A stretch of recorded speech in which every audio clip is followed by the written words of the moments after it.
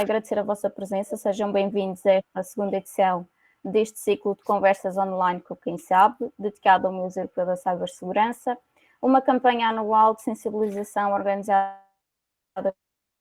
pela Comissão Europeia, pela Agência da União Europeia para a Cibersegurança e pelos Estados-membros da UE.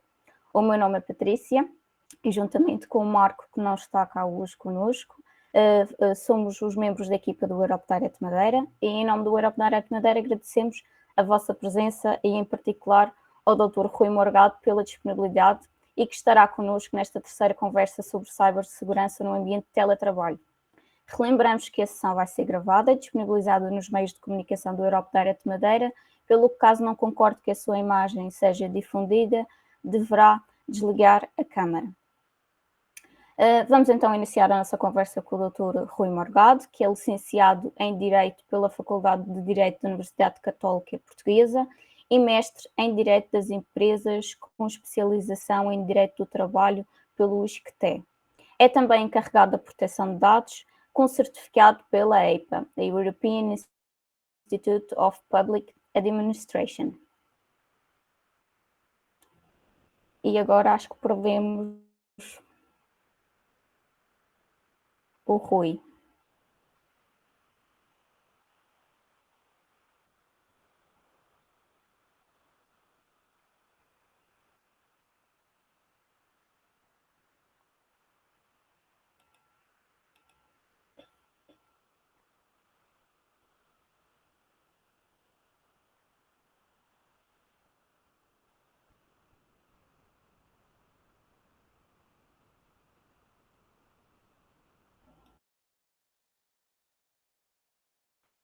Vamos fazer só o compasso de espera.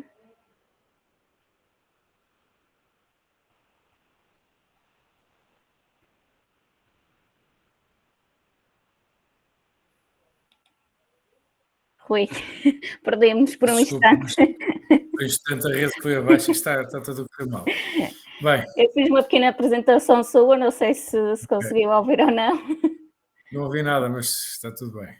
Pronto, se quiser começar então a falar sobre a cibersegurança no ambiente de teletrabalho. Vou começar então. Ora bem, antes de mais, muito obrigado pelo convite, é um prazer estar aqui a falar sobre cibersegurança e ambiente de teletrabalho. O meu nome é Rui Morgado, sou advogado, sou encarregado de proteção de dados, portanto já trabalho com estas matérias, seja de direito laboral, seja de questões de cibersegurança e proteção de dados há alguns anos, e é com todo o gosto que tenho esta apresentação preparada para vocês. Depois eu vou pedir à Patrícia se pode partilhar os slides e vou falar, portanto, sem os mesmos. E pronto, qualquer dúvida que alguém tenha a qualquer momento, agradeço que façam logo a questão, que depois não se perder o momento, não é preciso esperar pelo fim. Ora bem, então o que eu vou falar basicamente vai ser sobre os riscos e as medidas de precaução a tomar em matéria de cibersegurança em ambiente de teletrabalho. Vou falar designadamente de riscos para a privacidade e da matéria do controlo à distância. Nós temos como legislação aplicável nestas matérias, obviamente, o Regulamento Geral de Proteção de Dados, o RGPD, que é um regulamento, para quem não saiba, é um regulamento europeu que é diretamente aplicável a todos os Estados já desde 2018. Temos também a lei portuguesa que vem regulamentar este RGPD, é uma lei de execução, que é a Lei 58 de 2019, de 8 de agosto. Temos o Código de Trabalho, designadamente os artigos 20 e 21 do Código de Trabalho. Temos também a Lei 83 de 2021, de 6 de dezembro, que define as regras para o teletrabalho. E, por fim, temos orientações da Comissão Nacional de Proteção de Dados sobre o controle à distância em regime de teletrabalho. Foram orientações proferidas em 17 de abril de 2020, a quando, portanto, da pandemia e da prática de teletrabalho durante essa pandemia. O RGPD, enfim, não sei qual é o vosso nível de conhecimento sobre esta matéria, mas o RGPD é um regulamento europeu e que surgiu pela necessidade de dar uma maior proteção e segurança aos cidadãos e aos consumidores em função das novas tecnologias que existiam já desde há alguns anos, que envolvem uma recolha muito massiva de dados pessoais. Se pensarmos, há 20 anos não havia, enfim, Facebook, Twitter, uma série de aplicações que envolvem dados de milhões de pessoas e transmissão de dados. Portanto, toda essa situação não existia e hoje em dia é uma realidade sem a qual se calhar nem sabemos viver, e isto estava um pouco sem regras e o RGPD existe para dar resposta a essa sensação de que havia de insegurança das pessoas e, por outro lado, pretende-se dar às pessoas não só uma maior segurança, mas também facilitar a circulação de dados dentro da União Europeia e promover a economia digital em que todos vivemos. Queria depois dizer também que a lei portuguesa veio acrescentar algumas coisas ao RGPD, designadamente ao nível da matéria de incidentes de segurança e das relações do encarregado de proteção de dados, uma das figuras que foi criadas pelo RGPD, nas relações com as pessoas. Toda esta matéria da cibersegurança, seja em regime de teletrabalho ou noutra, obviamente acarreta riscos, seja para as empresas que têm os seus trabalhadores em teletrabalho, por via de incumprimentos podem estar sujeitas a coimas, podem estar sujeitas a investigação da autoridade, fiscalização, litígio, sanções, processos judiciais, ações, está em risco também a sua própria reputação. Portanto, as empresas hoje, algumas pelo menos, dão valor à sua reputação, aos riscos sociais, éticos, morais, responsabilidade institucional e aos danos reputacionais para a imagem e a marca que possam advir de algum problema ou de ser tornado público determinada situação ao nível da cibersegurança. Dou o exemplo recente, por exemplo, da TAP, que teve um ataque, um ciberataque, e portanto, os dados pessoais que foram postos a público, isto, portanto, obviamente afeta a imagem da empresa, e, portanto, há também um risco de negócio, ou seja, por incumprimentos contratuais, por litígios, perda de negócios. Para as próprias pessoas, para os próprios trabalhadores e até administradores das empresas, também há riscos pessoais, seja por via de responsabilidade criminal, que consta da lei, seja por via de responsabilidade disciplinar. Os trabalhadores podem ser corresponsabilizados por violações de segurança, de informação, de confidencialidade, de sigilo, podem ter processos disciplinares.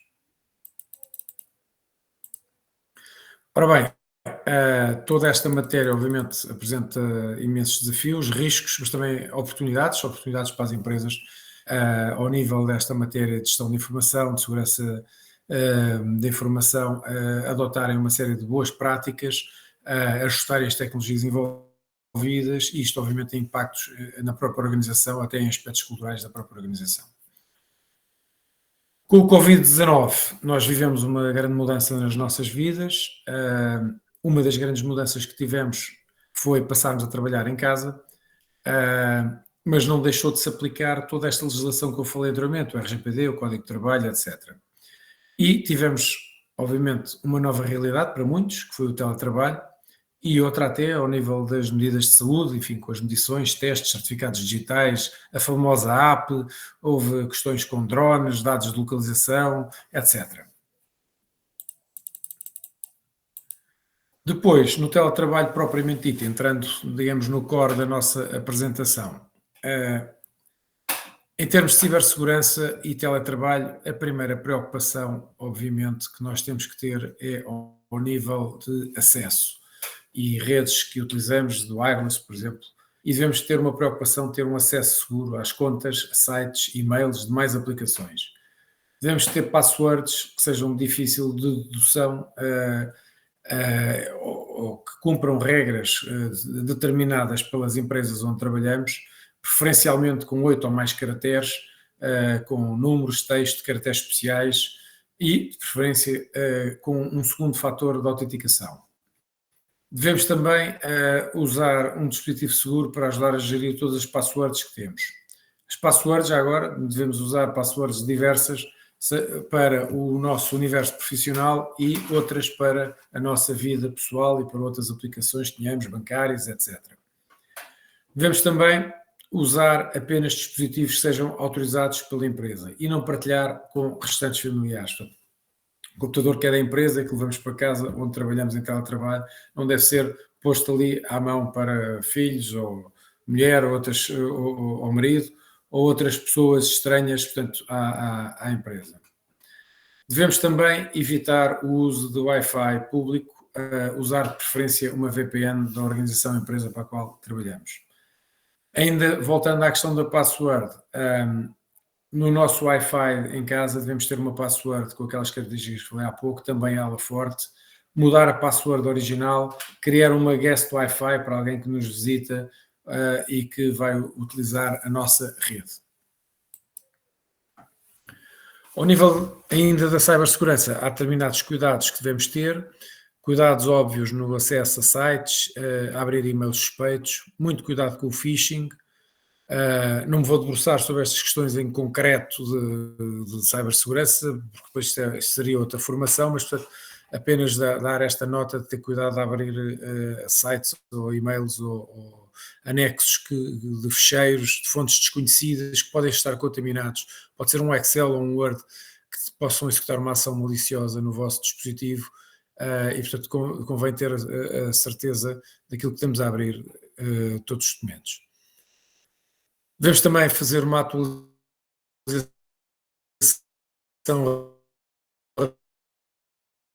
regular, bloquear os dispositivos sempre que não estão a uso, fazer backups com regularidade, cuidado com os backups em ambientes de cloud pública, não enviar ou não guardar informações confidenciais nestes ambientes Store, a Google Play, a Samsung Store e outras lojas oficiais. Cuidado também, bastante cuidado a abrir ou a partilhar informações nas redes sociais.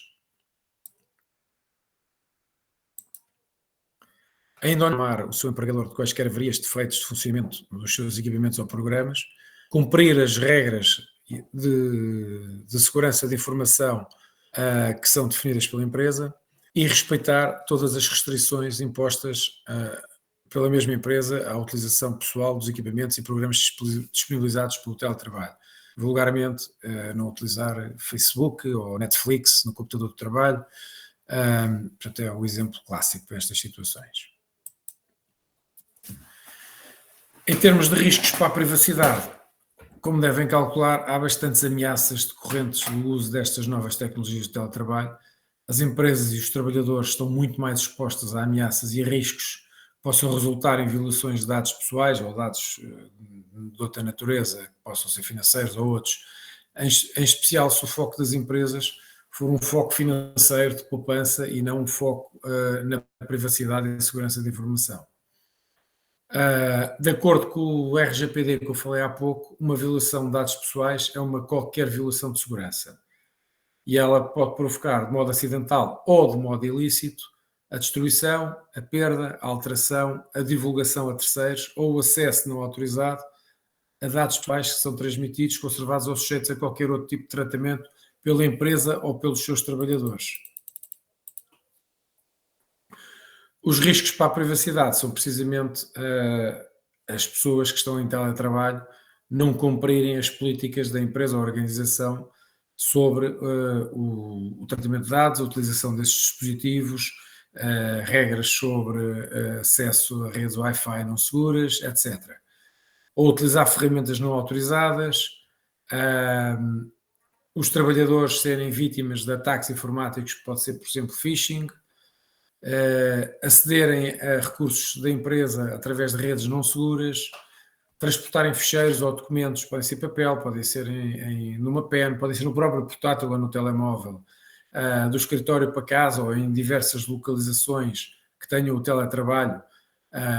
Houve muita gente durante o Covid, eu inclusive, que passaram parte do teletrabalho em casa, na residência onde vivem habitualmente, e outra parte em segundas casas, de família, ou de amigos, ou o que fosse, onde estávamos noutras condições, e portanto transportamos obviamente equipamento, transportamos documentos, transportamos informação, e portanto também há um risco nesta exposição. E portanto estes documentos e estas informações, por vezes confidenciais, estão num ambiente não profissional e isso também configura um risco acrescido. Outro risco que temos é o das videoconferências, as famosas calls, que foram muitas feitas e ainda são hoje, e portanto aqui importa manter softwares atualizados, e evitar, por exemplo, exibirmos detalhes pessoais no ecrã, portanto ter cuidado com o fundo que escolhemos, ou usar um blur para que fique só a nossa imagem e o que está por trás, ou ter um ecrã fictício ou uma imagem distorcida. Também configurar uma password de acesso à sala onde vai ocorrer essa videoconferência, partilhar os códigos de acesso às reuniões de forma segura. É proibido pela entidade patronal os trabalhadores a gravação da conferência com aviso prévio, preferencialmente com 24 horas de antecedência, e dentro do horário de trabalho que está estipulado. Ora bem, ainda de acordo com o RGPD, os tratamentos de dados devem ser feitos, obviamente, com respeito pela lei, com respeito pelas normas que versam sobre os chamados dados especiais ou categorias especiais, por exemplo, os chamados dados sensíveis, por exemplo, dados de saúde. Caso haja tratamento de dados dessa natureza, devem ser feitos de modo adequado, pertinente e limitado ao estritamente necessário, em harmonia com o princípio da minimização constante desse mesmo RGPD. Por exemplo, outra situação que ocorreu em função do teletrabalho no ambiente que vivemos na pandemia do Covid, foi muita gente, quando regressou ao trabalho, ou em definitivo, ou em regressos pontuais, estar sujeita, por exemplo, a questionários relativos à saúde e à vida privada, a medições da temperatura, outros questionários para despiste de infecção, etc. Portanto, tudo isto foram situações que ocorreram nas nossas vidas e que não estamos imunes de que voltem a acontecer. Por fim, também há riscos com a partilha com terceiros de informações relativas ao local do teletrabalho. Por exemplo, as seguradoras de acidentes de trabalho terem acesso a outras moradas, além daquela que é a do nosso domicílio profissional, porque seja da nossa casa ou de uma outra habitação por onde fomos praticar a nossa profissão em regime de teletrabalho, ter que nos comunicar esses dados adicionais à seguradora para que o risco do acidente de trabalho esteja coberto. Houve também, por fim, várias recolhas de dados para tratamentos para fins estatísticos. Ainda em termos de riscos de privacidade, temos também, em sede de teletrabalho, a questão da inspeção ao domicílio. Ora bem, tanto o empregador como o ACT, que é a Autoridade para as Condições do Trabalho, têm o direito de visitar o trabalhador no seu domicílio em visita inspectiva. Obviamente isto também está sujeito a regras de pré-aviso, comunicação com antecedência, no caso do empregador 24 horas, no caso da ACT 48 horas, e obviamente tem que haver um acordo do trabalhador, a presença deste, e tem que ser durante o seu horário de trabalho e sem recurso a meios de captação de imagem, som e outros que possam afetar a privacidade do trabalhador. Por fim, o último assunto que me traz aqui é a questão do controle à distância. O controle à distância é algo que está à partida proibido pelo Código do Trabalho, nos artigos 20 e 21º, que diz basicamente que o empregador não pode utilizar meios de vigilância à distância no local de trabalho mediante o emprego de equipamento tecnológico com a finalidade de controlar o desempenho profissional do trabalhador. As orientações da Comissão Nacional de Proteção de Dados sobre o controle à distância e regime de teletrabalho sobre esta matéria vão também neste sentido, e as questões, digamos, concretas, mais práticas, têm a ver com, por exemplo,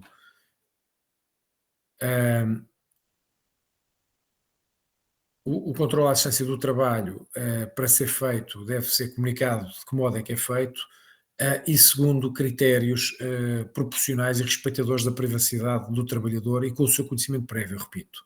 É designadamente proibido a captura da imagem do ambiente de trabalho ou a ligação permanente, seja por som ou imagem, durante o horário de trabalho. É proibido o empregador controlar e registar as páginas de internet que são visitadas pelo trabalhador. É proibido o registro do tempo de cada tarefa, é obviamente proibido a instalação, por exemplo, de uma câmara de videovigilância na casa do trabalhador. Obviamente que o direito ao controlo do trabalho não deixa de existir e pode ser feito com recurso a soluções tecnológicas para registro dos tempos de trabalho, dos tempos de repouso para pausa de almoço, início e fim da atividade laboral. Caso a organização não disponha desse tipo de software ou ferramenta eletrónica, é legítimo, por exemplo, fixar ao trabalhador a obrigação de reportar por outra via, seja por e-mail, por telefone, por SMS, portanto, o horário de início e fim do trabalho no período matinal, a pausa para o almoço, o reinício à tarde e o fim no final do dia. Há, obviamente, ferramentas onde podem os trabalhadores picar o ponto de forma eletrónica. Isso não é ilegal. As organizações para estas matérias de teletrabalho e de segurança e ambiente de teletrabalho, como é que se devem preparar? Portanto, com esta nota eu termino a minha apresentação.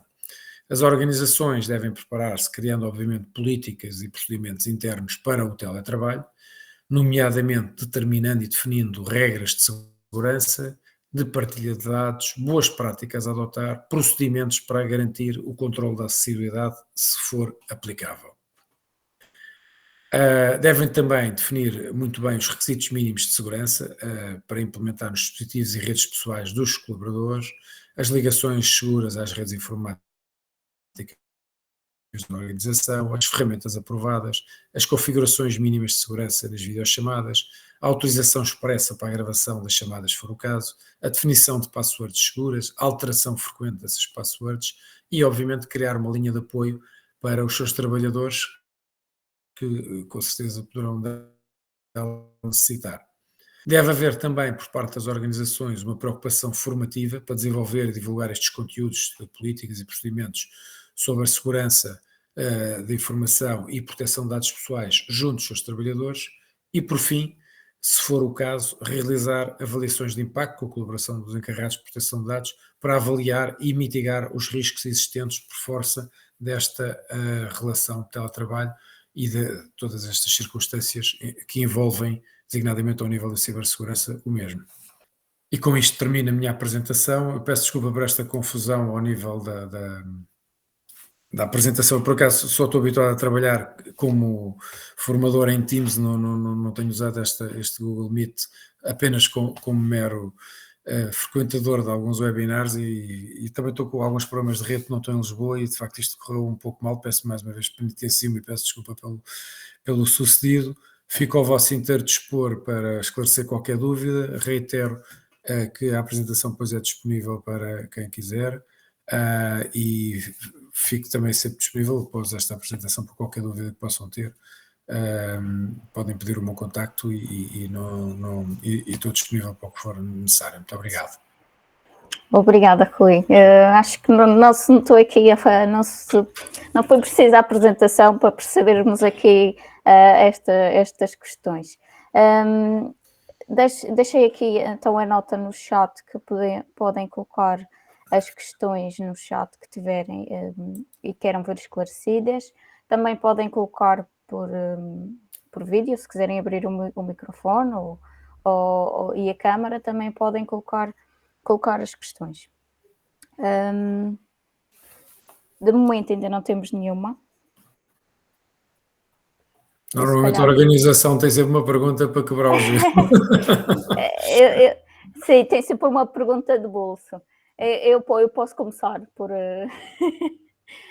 para ver se abrimos aqui as questões.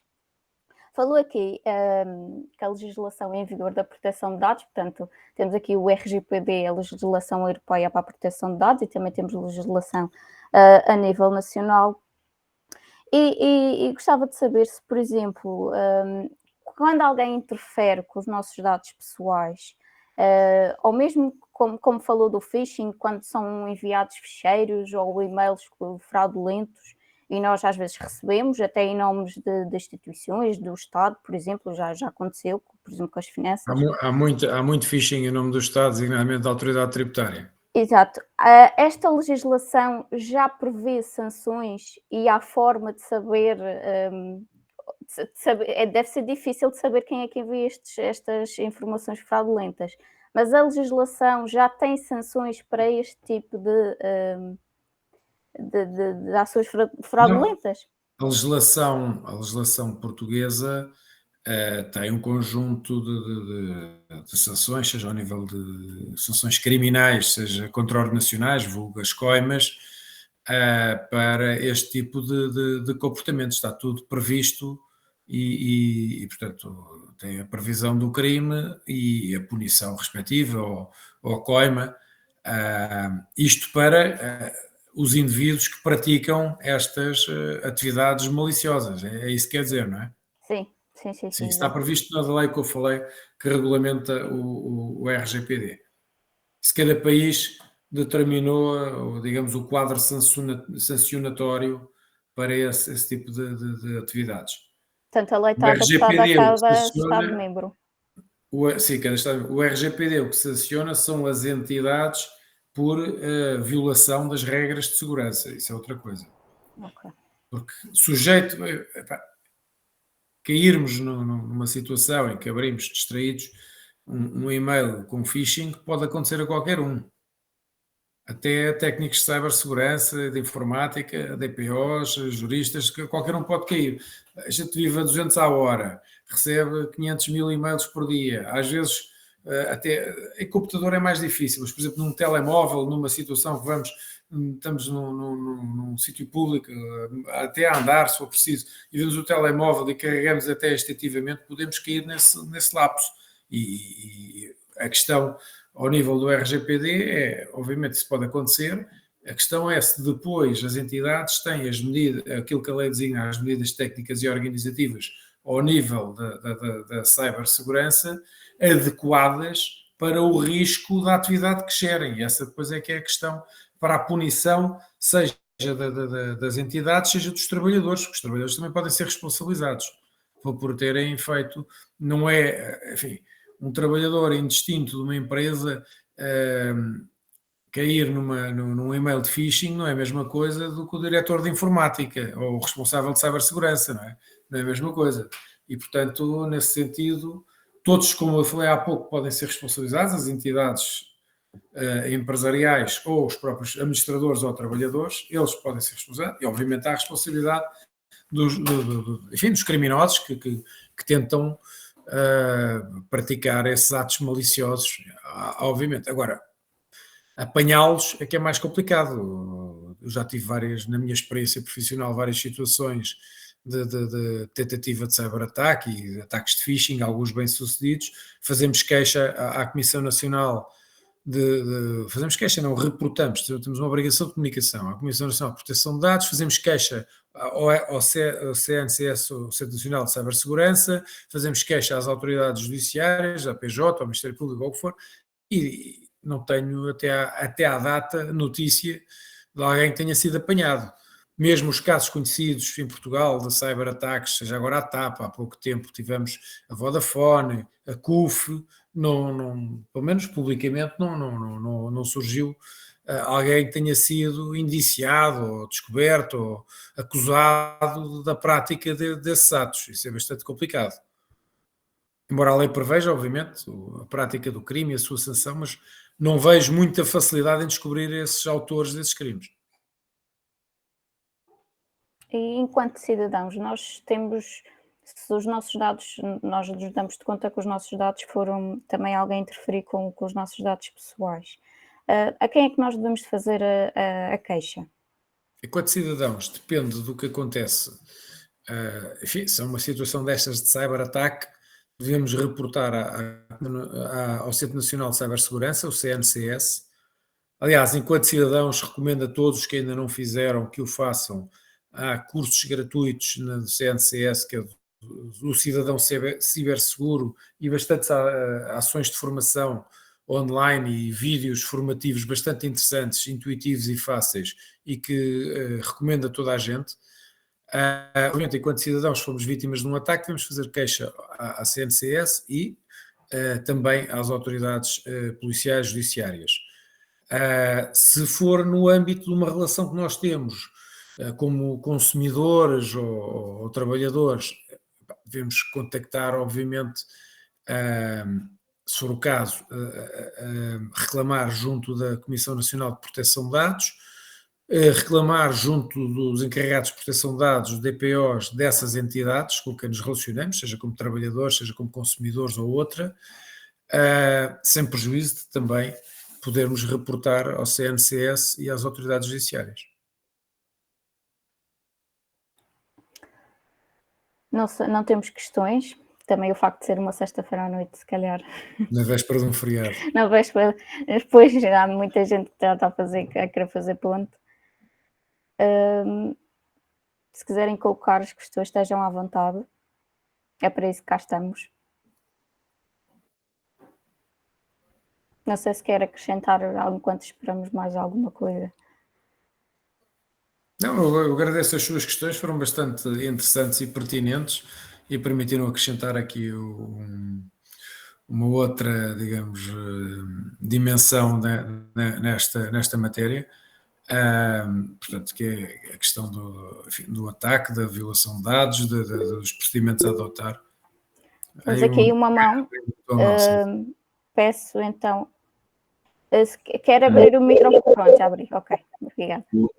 Boa noite, sou professor e estou aqui com os meus alunos de Educação e Formação de Adultos na escola do Caniço. E aqui uma aluna tem uma pergunta sobre o uso de meios digitais para gravação de voz voz e imagem entre colegas e não entidade empregadora e funcionários. Portanto, entre colegas, como é que as regras mantêm-se? Mas entre colegas em que realidade? Na escola, no trabalho? Não, colegas do trabalho. Colegas de trabalho. Colegas de trabalho, seja por videoconferência, seja em ambiente no qual trabalho. Bem, por acaso, a questão do consentimento é uma questão interessante, porque consideram, digamos, a melhor doutrina, os grupos de trabalho à volta do RGPD, que o consentimento, e considera o próprio RGPD, a lei e os tribunais, o consentimento deve ser livre e informado.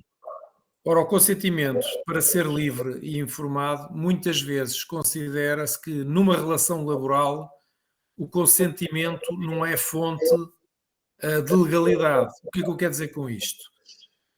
Que muitas vezes o empregador, ao pedir o consentimento a um trabalhador, o trabalhador não se sente no mesmo nível, ele não está no mesmo ponto do empregador, e portanto sente-se menorizado e tem dificuldades em livremente dizer que não. Não é qualquer trabalhador que diz que não à sua entidade patronal. Por isso considera-se que no âmbito das relações laborais o consentimento não é fonte de legalidade, ou seja, esta questão da entidade patronal pedir um consentimento ao trabalhador não torna necessariamente legal o tratamento de dados que a entidade patronal faz, porque o trabalhador pode não estar a responder livremente. Agora, entre colegas, este óbice já não acontece. Portanto, entre colegas de trabalho, eles são livres de determinar a sua forma de funcionamento.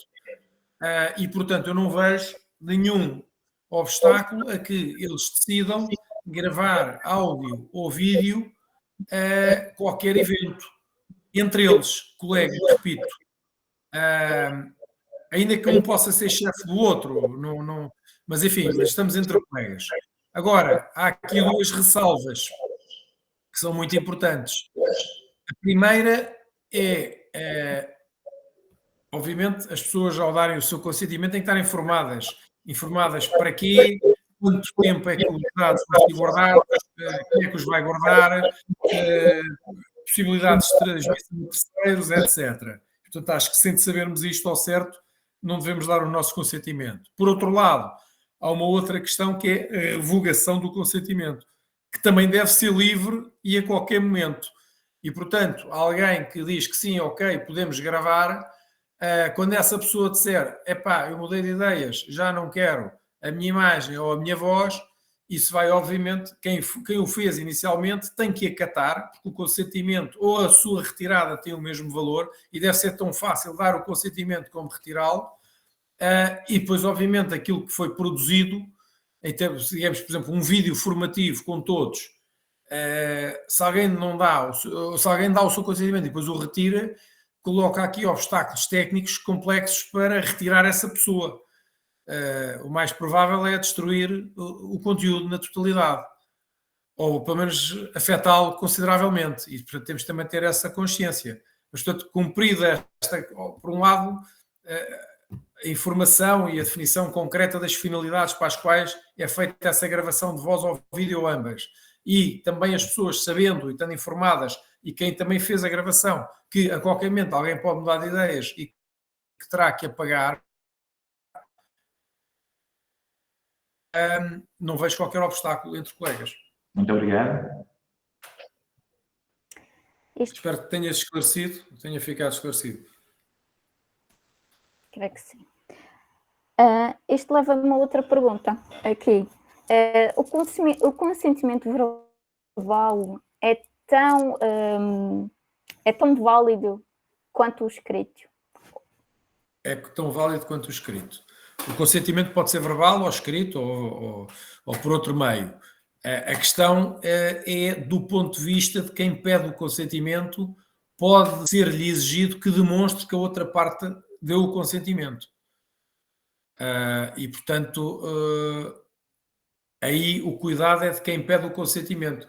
Há um consentimento verbal, mas tem que ter algum cuidado, porque se a pessoa depois retira o consentimento, ou vem dizer, ou pior, vem dizer que nunca deu o consentimento, a parte que o pediu e que fez um tratamento de dados com base nesse consentimento, tem que demonstrar, e isso o RGPD exige, que alguém deu esse consentimento. Eu vou dar um exemplo. Se for um consentimento a um grupo muito grande, é um grupo muito grande de pessoas, uma escola, por exemplo, vai a uma visita de estudo, qualquer coisa, e alguém pede o consentimento para tirar uma fotografia, ou uma conferência em que vai um grupo grande e pedem consentimento para tirar a fotografia ou filmar e depois isso aparecer no marketing, etc. Muitas vezes faz-se esse pedido de consentimento assim um bocado no ar e há um responsável, o professor ou o chefe de uma comitiva, qualquer coisa, que responde em nome de todos. E às vezes alguém pode não concordar. E, portanto, isto aqui depois entramos numa zona cinzenta e pode colocar aqui questões complexas. O ideal, eu, por exemplo, recomendo, quando é para filmar, se alguém vai fazer um filme ou qualquer coisa, é filmar previamente esse pedido de consentimento. Olhem, vamos fazer esta filmagem para esta finalidade, pretendemos isto. Toda a gente dá o seu ok, concordam, e filma toda a gente. E toda a gente deve dizer expressamente que sim. Aqui o consentimento tácito não é válido. Mas o consentimento verbal já é um consentimento expresso. Já alguém disse que sim e que autoriza. Mas antigamente nós recebíamos muito aqueles e-mails a dizer, olha, pedimos a sua autorização para isto ou aquilo. Se não disser nada, nos prazo de 15 dias, consideramos que disse que sim. Isso hoje é proibido. O consentimento tem que ser expresso. Pode ser verbal, mas tem que ser expresso. Aliás, as chamadas telefónicas, muitas vezes, nós damos o consentimento verbal, com contratos de telecomunicações ou outras situações parecidas. Muitas vezes até fazemos o contrato ao telefone verbalmente e damos o consentimento para isto ou para aquilo e, obviamente, a chamada é gravada para esse efeito. E portanto, a questão é da prova. A prova é muito importante, porque depois, se não a temos, temos dificuldades em demonstrar que alguém nos deu esse consentimento.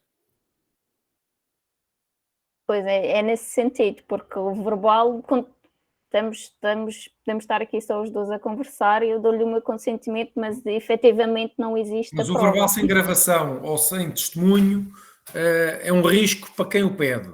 É a minha opinião. Claro. Às vezes pode-se fazer verbal e no fim fazer uma ata ou um documento qualquer e alguém mete lá um pisco a dizer que sim, que deu, torna-se mais fácil. Mas, portanto, o risco é de quem pede, não é de quem dá. Porque quem dá, mesmo que tenha dado, pode revogar o consentimento a qualquer momento. Quem pede é que tem que demonstrar que teve essa autorização. Muito bom. Não sei se há mais questões.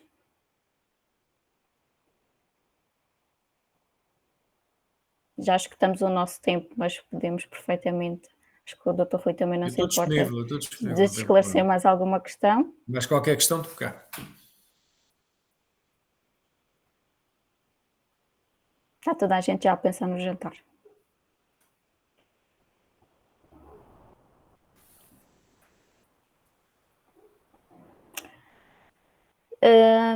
Como já foi referido, depois eu envio as apresentações, tanto as das conversas passadas, também como esta. Não havendo questões, finalizávamos então esta sessão. Em nome do Europe Direct Madeira, agradeço a vossa presença e também aqui à questão que foi colocada. Agradecer ao Dr. Rui Morgado mais uma vez pela presença e aqui pela margem de manobra que teve aqui para dinamizar esta sessão e pela partilha de tanto conhecimento acerca desta temática da proteção de dados e da cibersegurança em contexto de trabalho. Eu relembro que será enviado por e-mail um questionário de avaliação e que agradecemos que esteja preenchido a fim de podermos melhorar as nossas atividades.